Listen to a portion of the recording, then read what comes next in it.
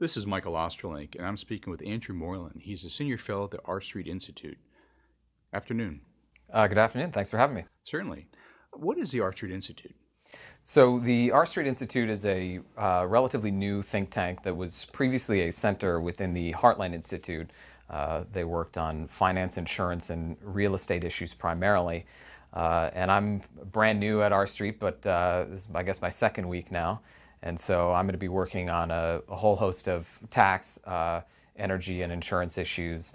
And basically our sort of goal is, our tagline is free markets and real solutions. So we're definitely a very sort of conservative, libertarian, free market-minded organization with a real pragmatic streak, with the intention of trying to make real changes in public policy. So, fantastic. Well, one of the things that you and I have been talking about, and I know you've been working on over the past many years, is the bloat, the pork in the Pentagon. Talk to us about your thoughts on where we are with the Pentagon spending, where you'd like to see us head, and how you think we might be able to get there. Yeah, well, so we worked together for some years now. For the past 7 years prior to starting at R Street, I worked at the National Taxpayers Union, and we were longtime advocates of a more rational approach to defense spending. And I think where we are today is unfortunately sort of a difficult place for people who believe in limited government and restraining the growth of spending.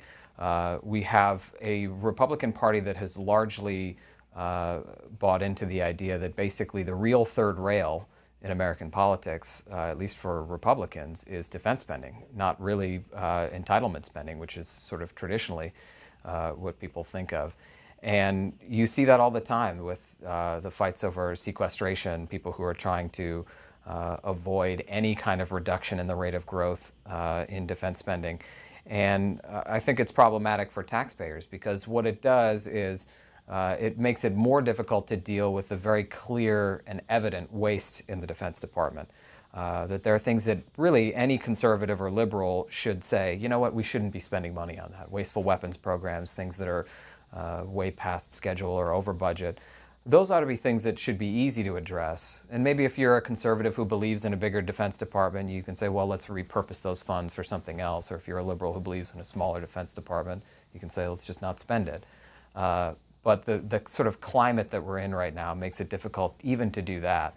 And so that's something that I worked on at NTU and certainly is consistent with the principles that R Street stands for of trying to have a limited government that's based in free market principles, that trying to make sure that we're not wasting money on things where there's bipartisan agreement that we're wasting money. And so we're in a bit of a tough spot now. One of the things I know I've heard you talk about is that Republicans and conservatives shouldn't get caught up in the Keynesian arguments. They oppose Keynesianism on social welfare grounds, but some of them get caught up in defense spending as a jobs program. Yeah. And you've been really critical of that. Can you speak to that? Yeah, well, I think what's happened is over the last couple of years, I mean, the debate that has sort of dominated for the most part, certainly on the right, is about spending, about how much government is spending, about how unsustainable that spending really is. And the bottom line is conservatives have largely won that debate. I mean, if you look at what's going on in the presidential campaign now, there is finally some real talk about how much the government is spending, about what we're going to do with entitlement programs. And it's not as easy as having reform plans in place tomorrow or anything like that, but that debate has changed, that conversation has changed.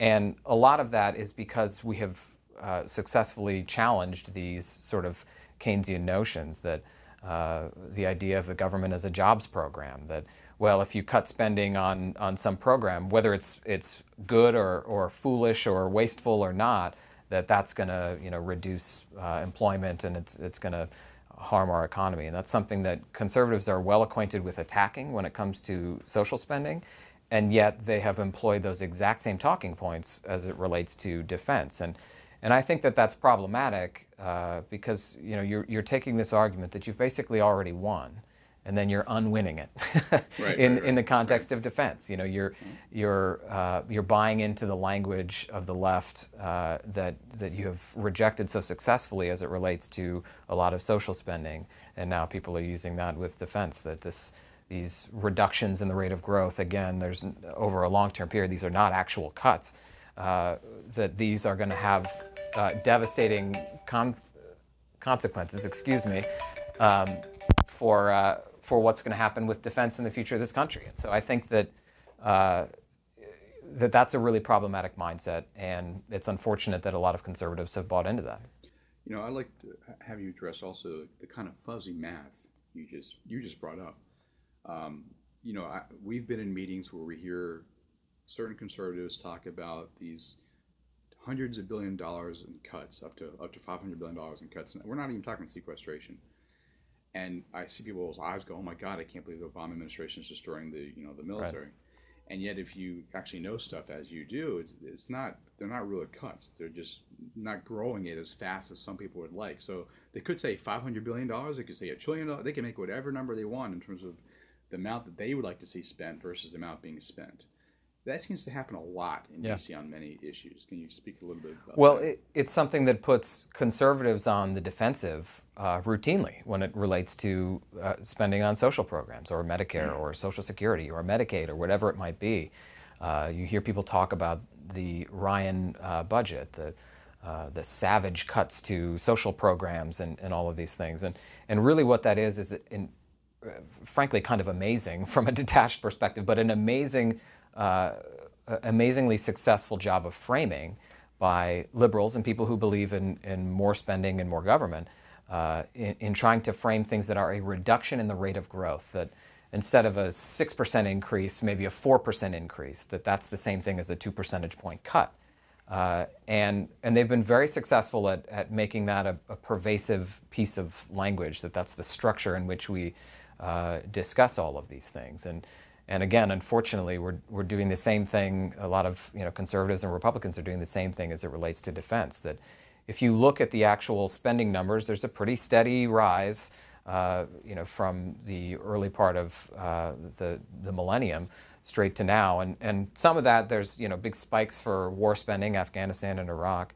But the baseline Pentagon funding, the stuff that funds the kind of generic, I guess you could say, defense purposes, things that aren't those extra war costs, has been steadily rising and will continue to steadily rise at a slightly slower rate.